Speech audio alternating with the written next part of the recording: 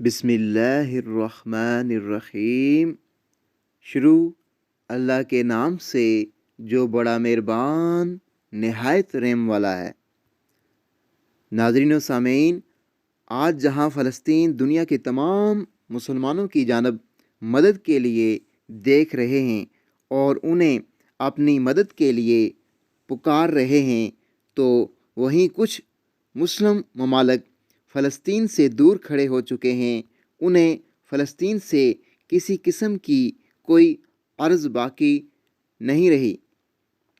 ان کے لیے مظلوم فلسطینیوں کا بہتا ہوا خون کوئی اہمیت نہیں رکھتا، حالانکہ ارشاد باری تعالیٰ ہے جس کا ترجمہ یہ ہے: یہودی اور عیسائی تم سے ہرگز راضی نہ ہوں گے جب تک تم ان کے طریقے پہ نہ چلنے لگو۔ صاف کہہ دو کہ راستہ بس وہی ہے جو اللہ نے بتایا ہے۔ فلسطینی عوام دنیا کی مظلوم ترین عوام بنتی جا رہی ہے۔ انسانی حقوق کی جو دھجیاں فلسطین میں آج اڑائی جا رہی ہیں، وہ دنیا کے ان ملک کے چہرے پہ بدنما داغ ہے جو اگر مل بیٹھیں تو سارے مسئلے حل ہو جائیں۔ اب وقت آ چکا ہے، مسلمانوں کو چاہیے کہ سب مل کر اپنے آپس کے اختلافات بھلا کر فلسطین کی مدد کے لیے کوششیں کریں اور اپنے مسلمان بہن بھائیوں کو اسرائیلی دشمنوں کے چنگل سے آزاد کروائیں، تاکہ فلسطین کی آنے والی نسلیں آزاد فضاؤں میں سانس لے سکیں۔ آپ کے بچے بھلے آپ سے پوچھیں یا نہ پوچھیں، آپ انہیں یہ ضرور بتا دیجئے کہ ہم فلسطین سے اس لیے محبت کرتے ہیں کہ یہ فلسطین انبیاء علیہ السلام کا مسکن اور سرزمین رہی ہے۔ حضرت ابراہیم علیہ السلام نے فلسطین کی طرف ہجرت فرمائی۔ اللہ تبارک و تعالیٰ نے حضرت لوط علیہ السلام کو اس عذاب سے نجات دی جو ان کی قوم پر اسی جگہ نازل ہوا تھا۔ حضرت داؤد علیہ السلام نے اسی سرزمین پر سکونت رکھی اور یہیں اپنا ایک محراب بھی تعمیر فرمایا۔ حضرت سلیمان علیہ السلام اسی ملک میں بیٹھ کر ساری دنیا پر حکومت فرمایا کرتے تھے۔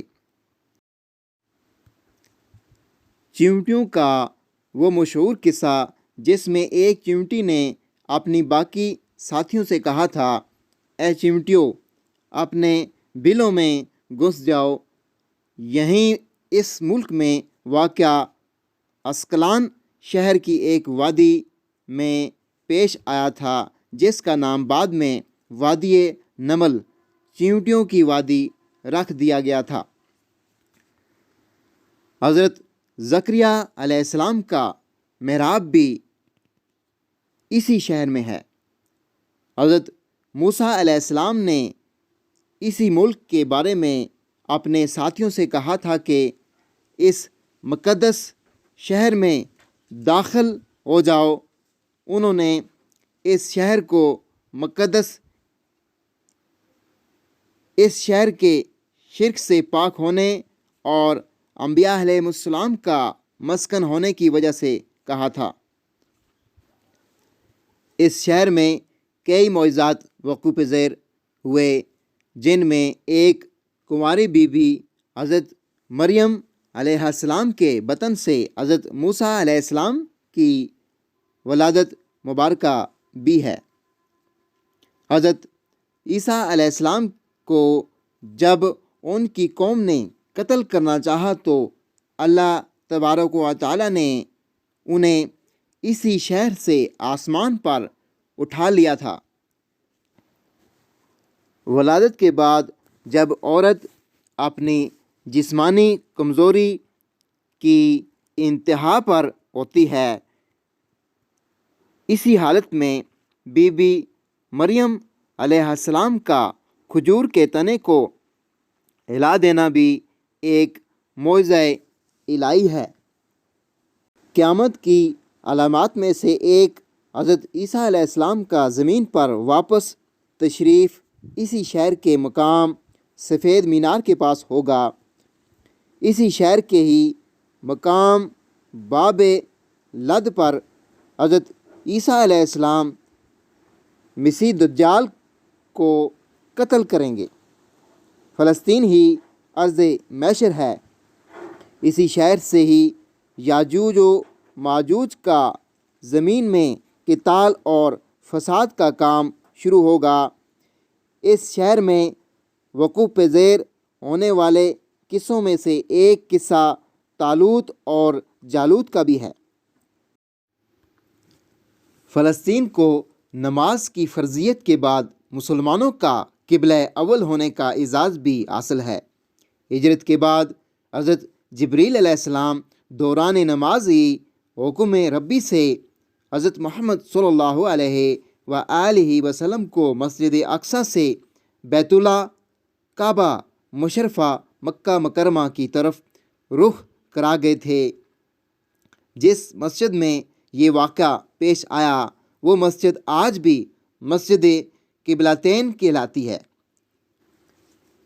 हुज़ूर अकरम सल्लल्लाहु अलैहि वसल्लम मेराज की रात आसमान पर ले जाने से पहले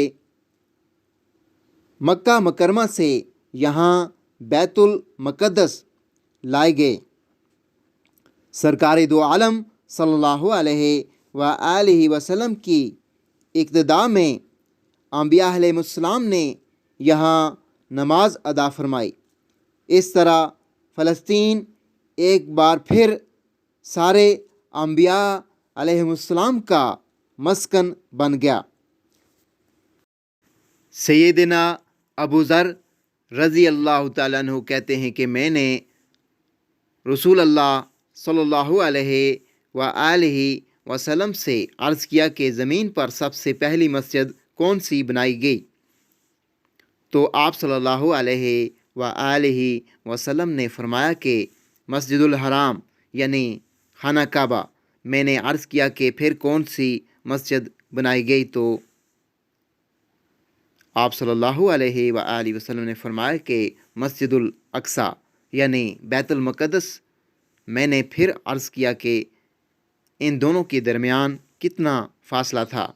आप सल्लल्लाहु अलैहि वसल्लम ने फरमाया कि 40 बरस का, और तू जहाँ भी नमाज का वक्त पा ले वहीं नमाज अदा कर ले, बस वो मस्जिद ही है। इस्लाम के सुनहरी दौर फ़ारूकी में दुनिया भर की फतवात को छोड़कर महज फ़लस्तीन की फ़तह के लिए ख़ुद सैयदना उमर का चल कर जाना और यहाँ पर जाकर नमाज अदा करना इस शहर की अज़मत को उजागर करता है।